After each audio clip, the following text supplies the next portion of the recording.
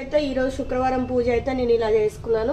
నా పూజ కంప్లీట్ అయిపోయింది. ఇప్పుడైతే నేను ఏమేమి పనులు చేసినా మీ అందరికీ మీ పనులు అయినాయా, మీ పూజలు అయినా, మీరు ఏం చేస్తున్నారు ఫ్రెండ్స్. ఇంకో గంటలో, ఒక గంట తర్వాత లైవ్ అయితే పెడతా. లైవ్కి అయితే అందరు రావాలని మనస్ఫూర్తిగా కోరుకుంటున్నా. మీకైతే అమ్మవారి ఆశీస్సులు ఉండాలని మనస్ఫూర్తిగా కోరుకుంటున్నా. అయితే ఒక అరంగలి మాల అయితే తెప్పించుకున్నాడు. ఇక చూసారా, ఇక ఇట్లా అంటే ఇది ఒక గురూజీ దగ్గర ఇక చూసారా, ఇక ఇది కూడా ఇచ్చారు. ఇదైతే ఈ రేపు వేసుకుంటాడంట బాబు. ఈరోజే వచ్చింది. దేవుడి దగ్గరనైతే పెట్టిన. ఇక నేను ఏమేమి పనులు చేసినా మీకు చూపెడతాను. బోళ్ళు అయితే అప్పుడే తోమేసాను. ఇక లోపల పెడుతున్నా. ఎన్ని బోళ్ళు తోమినా పట్టు. చూసారా, పూజ అయితే ఈ గోపి పువ్వు అయితే తెచ్చాడు. కాలీఫ్లవర్ అంటారు, మేమైతే గోపి పువ్వు కూడా అంటాం. ఇదైతే ఈ వేడి నీళ్ళు పెట్టిన. ఇలా వేసి టమాటాలు వేసి అలా వండుతా. మీరు ఏం కర్రీ చేసుకున్నారు? టిఫిన్ కూడా చేయలేదు నేను ఇంకనైతే.